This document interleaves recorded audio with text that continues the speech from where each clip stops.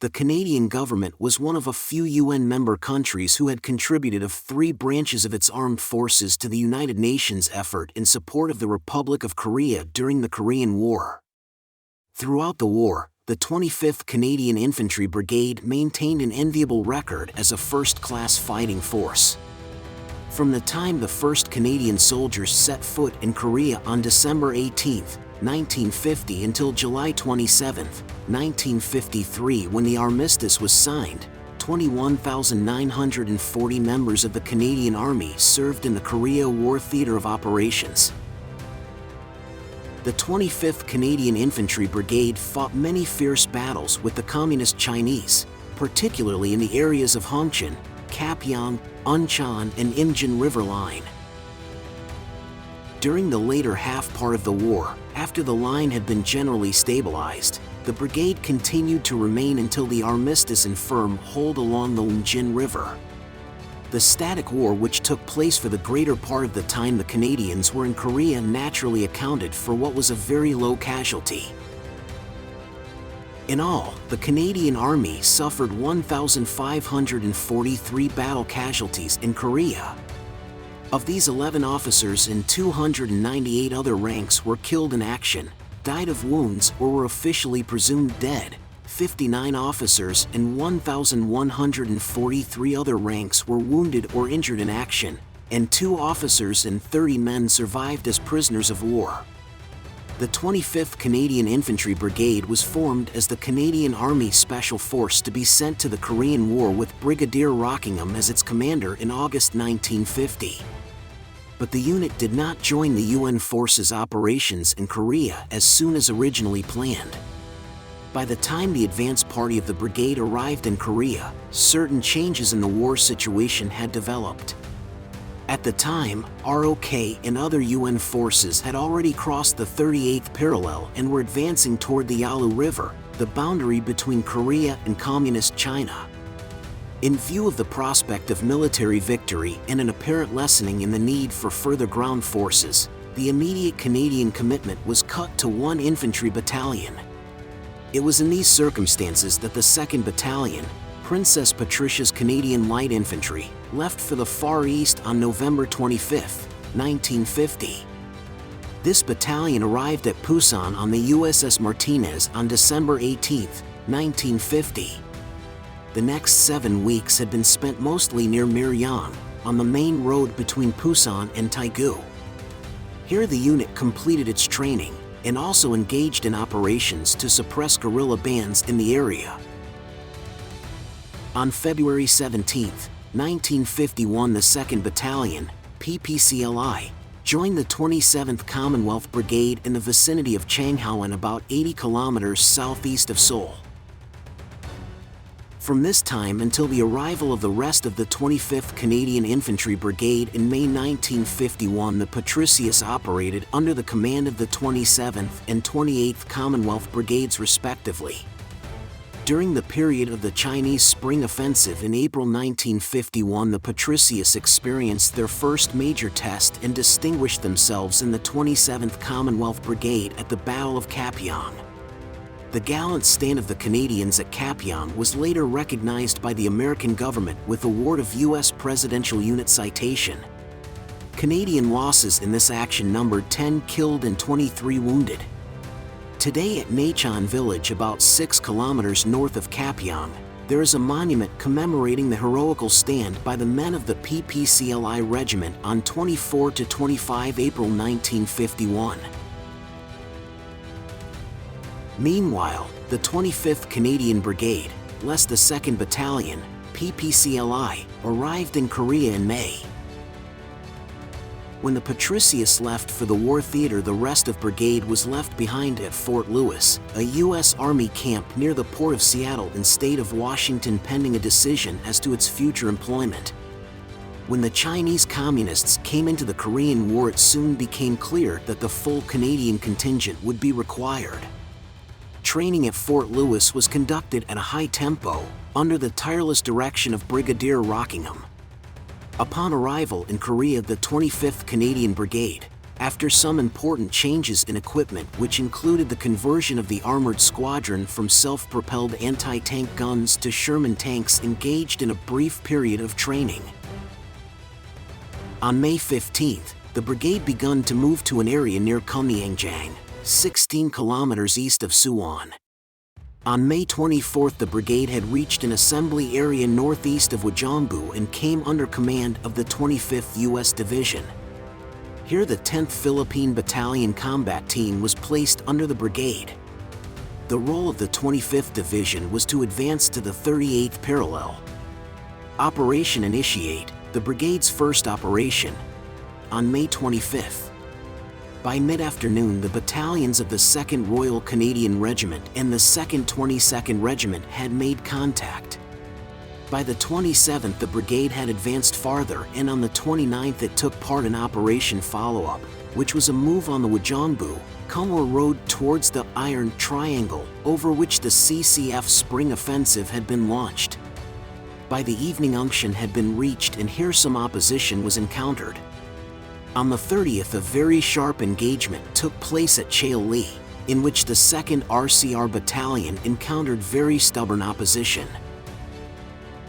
By this time, the Canadians' advance had outstripped, by some 8 kilometers, the troops on either flank. In view of this, and the now determined resistance of the Communists, Brigadier Rockingham very wisely ordered the 2nd RCR Battalion to withdraw, and organized his troops into a compact defensive perimeter. The 2nd Battalion, PPCLI, came under command of the 25th Canadian Brigade on May 27th when it moved to Sambiri on the north bank of the Hongchon River, and it waited for a few days preparatory to actually joining the brigade. On June 1st, the brigade was relieved by the 65th U.S. Regiment. On June 18th, the 25th Canadian Brigade was placed under command of the 1st U.S. Cavalry Division, and given task of relieving the elements of the 3rd U.S. Division in the Chorwan area. After a difficult move forward from its reserve area south of the Imjin, the brigade was in position by noon on the 19th. The front was 7,500 yards long, with the right flank on the western outskirts of Chorwan. The forward areas were held by the 2nd PPCLI Battalion on the left and the 2nd RCR Battalion on the right, with the 2nd or 22nd R Battalion in reserve. On July 16th, the brigade came under the orders of the 25th U.S. Division again, and on the 18th it was relieved by the Turkish Brigade. It was not destined for a period of rest, however, as it went straight up to another frontline position to the west and immediately north of the junction of the Imjin and Hongchon rivers. The new position was astride the Imjin River, where it runs due north and south. Here the 28th Commonwealth Brigade was on the left of the Canadians and 27th Regiment on the right. The front was about 5,000 yards long. On July 26, the 25th Canadian Brigade came under direct command of the 1st U.S. Corps and moved to an assembly area in rear of the 28th Commonwealth and 29th British Brigades. Thus, the 3 British Commonwealth Brigades were for the first time located together, holding the line of the Imjin River between Choksong on the left by 29th Brigade and the junctions of the Imjin and Hongchon rivers on the right by 28th Brigade, with the 25th Canadian Brigade in reserve in rear of the 2 brigades. The 3 brigades were supported by armor, artillery, engineers, and administrative units substantially equivalent to those which are normal in a division, and they were deployed on a divisional basis. By this time, all arrangements had been made for the integration of the 3 brigade groups to form a Commonwealth Division, the 1st Commonwealth Division. On July 28, 1951, near Kapyong, a short ceremony was held attended by General Van Fleet Commander, 8th Army, Lieutenant General Sir Horace Robertson, Commander-in-Chief, British Commonwealth Forces in Japan, and other senior Commonwealth and American officers to mark the formation of the 1st Commonwealth Division, with Major General Castles as its commander. Here for the first time a Commonwealth Division flag was flown alongside the flags of Commonwealth countries and that of the United Nations. After the formation of the division, The 25th Canadian Brigade continued to remain in reserve until early in September, when it relieved the 28th Commonwealth Brigade in the right sector of the Imjin River line. During the period, the Canadians carried out a number of active operations. The first of these tasks occurred early in August, during Operation Slam. For this purpose, the 25th Canadian Brigade was placed under the command of the 1st U.S. Cavalry Division on August 3rd, with role of holding defensive positions in order to free the Cavalry Division for mobile operations north of the river. The task of the rest of the Commonwealth Division was to advance with and protect the left flank of the Cavalry Division in a combined crossing of the Trujin and an advance north of some 6 kilometers. 2 battalions each from the 29th and 28th Brigades crossed the Imjin and began to move north and west, the 5th Cavalry Regiment conforming on the right. The American encountered some resistance, but the Commonwealth troops advanced 6,500 yards north of the Imjin without contact. As it had done before, the Imjin flooded, forcing resort to air supply and delaying the withdrawal of the troops until last light on August 6th. On August 8th, the 25th Brigade was relieved and moved back into reserve. Operations Dirk and Claymore followed. The first was a battalion patrol by the 2nd RCR Battalion to raid on an enemy objective about 7,000 yards north of the Imjin River on August 13th. Contact was made and some casualties inflicted on the enemy.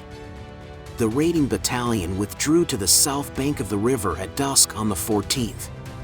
The second one, Claymore, was a more ambitious raid carried out by the Canadians during 22 to 24 August. The brigade less the 2nd Battalion, RCR, crossed the river and advanced on 2 objectives 6,000 and 10,000 yards to the north respectively. Slight contacts with the enemy were made, but both objectives were reached without difficulty and casualties. 2 friendly airstrikes were estimated to have killed more than 50 of the enemy. Some interesting and useful documents were captured.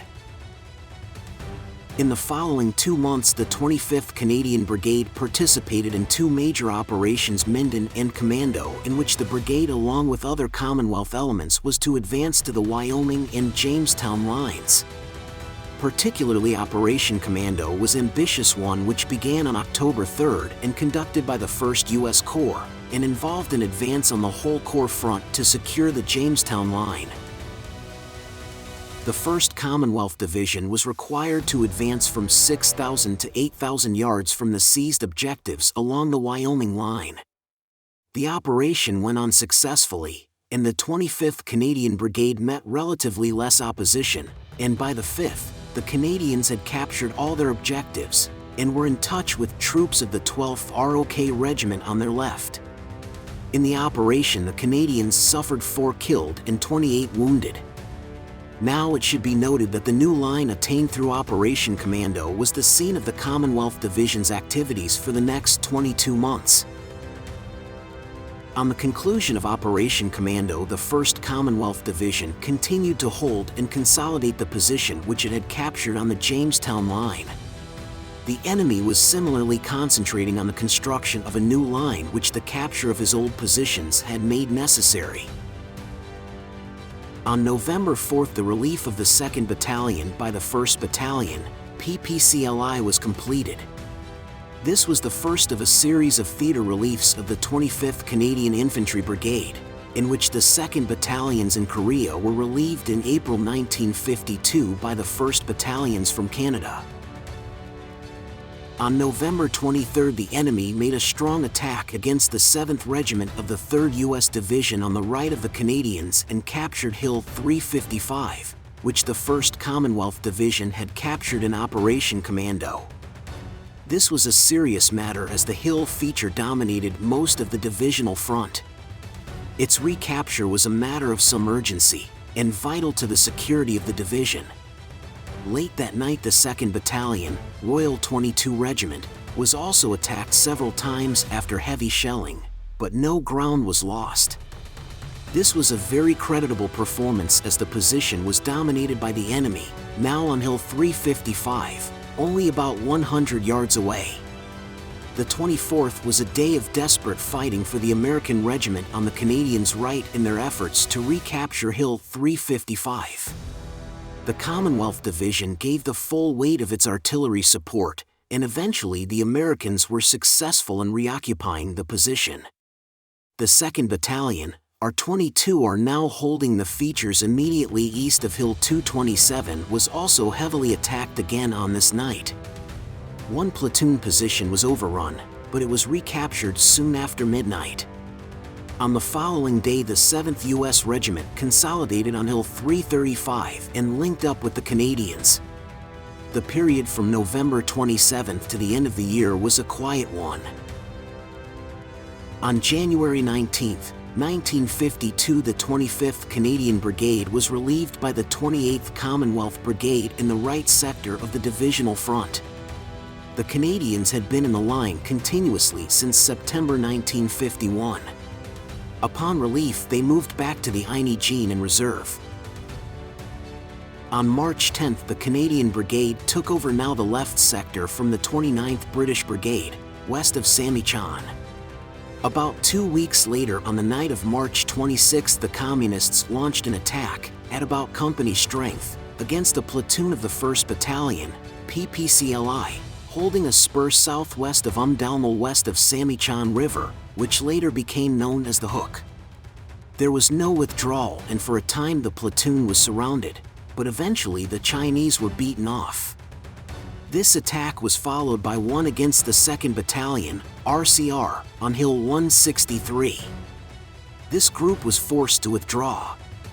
The Patricius had 4 men killed and 10 wounded, and the RCR men 2 killed and 6 wounded, mostly from heavy artillery concentrations put down along whole Canadian Brigade's front.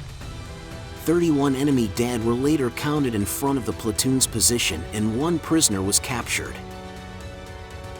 In mid-April, the 1st Commonwealth Division was again redeployed as follows: left boundary, Unchon, with the 1st U.S. Marine Division to the west of the river, and right boundary, including Hills 355 and 238, with the 45th U.S. Infantry Division on the eastern flank. As a result of the redeployment, the 25th Canadian Brigade held the left sector of the position. C Squadron, Lord Strathcona's Horse, was in support of the Canadians, while the 28th Commonwealth Brigade was in reserve. In the later half of April, the relief of the 2nd Battalion, RCR, and the 2nd Battalion, R22R, by the 1st Battalions of their respective regiments took place. This, together with the relief of Canadian units of other arms and services, was in accordance with Canadian policy, whereby units were relieved by other from Canada after approximately 1 year in Korea. On April 27, Brigadier J.M. Rockingham also handed over command of the 25th Canadian Brigade to Brigadier M.P. Bogart. The outgoing commander's tenure of command had been a notable one. His military skill and cooperative spirit were major contribution to the success of the Commonwealth Division. He returned to Canada to be Director General of Military Training, and was awarded the CB for his services in Korea. In the month of June, while the 25th Brigade on the line in the left sector, the Canadians continued to carry out combat patrol missions or raids, primarily with the objective of taking prisoners. In these days, taking the prisoners was regarded as a most important task. For instance, the Canadians carried out 4 raids, 1 each, during the night of 21st to June 24th. None of these raids had produced any prisoners, and they were accompanied by heavy casualties. The wisdom of such operations was in doubt, and after 2 more, which were hardly more successful, enterprises of this kind were curtailed. During the afternoon of October 23rd, the 1st Battalion, RCR, in the area of Hill 355 or Cowling Sand was heavily shelled, and just before dark the bombardment became intense. Soon a fierce night action ensued. The action was one of the heaviest fightings the Canadians had fought during 1952 operations. The casualties sustained by the whole of the 1st RCR Battalion on the 23rd and the 24th of October 1952 amounted to 18 killed, 35 wounded and 14 prisoners of war. The month of December was relatively quiet for the 25th Canadian Brigade except for a raid by the 3rd Battalion, PPCLI, which relieved the 1st Battalion in early November. The New Year period which followed was also quiet, although in the second week in January 1953 there was a noticeable increase in enemy shelling and mortaring. On March 25, the 3rd RCR Battalion relieved the 1st RCR Battalion. Early in April, the 3 brigades of the division returned to the same sector of the front, relieving the 2nd U.S. Division, and were disposed with the 25th Canadian Brigade in center and 29th and 28th Brigades on its left and right. Within the Canadian sector, the R-22er Battalion was on the left, the PPCLI Battalion on the right, and the RCR Battalion in reserve near the junction of the Unchon and Imjin Rivers. The month of April was also relatively quiet, and the Canadian Brigade settled back into its front-line routine without serious interruption from the enemy. On April 20th, the 3rd RCR Battalion relieved the 1st R-22R Battalion, which had recently been relieved in the theater by the 3rd R-22R Battalion. On the night of May 2nd, the enemy raided part of the position held by the 3rd RCR Battalion. The Canadians' casualties in the action were heavy: 16 killed, 32 wounded and 16 missing, plus 2 ROKs wounded and 4 missing. Enemy artillery and mortar fire was estimated at 2,000 rounds, and in reply the division artillery fired about 8,000 rounds. The 2 final months of the Korean War were relatively uneventful as far as the Canadian infantry was concerned. All this time the normal routine of life in the line continued, while the reported developments at Panmunjom caused expectations of an armistice to rise and fall. Finally, on July 27th, when the armistice was signed, the brigade found itself on the right of the divisional front with the 28th Brigade on the left and 29th in the center. In the Canadian sector, the Patricius were on the right, in the Hill 355 area. The RCR companies were lined up from east to west on the hill feature to the southwest. The R-22R Battalion was in reserve along the division's right boundary. The Canadian troops continued to participate in Korea in gradually diminishing strength until the last major infantry unit embarked for home in April 1955.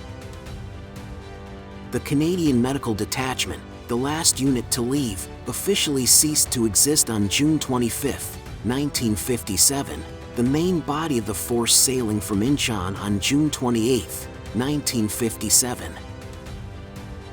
If you enjoyed this video, remember to like, share, and subscribe. Feel free to leave any questions or topics you'd like us to address in the comments below. Thank you for tuning in.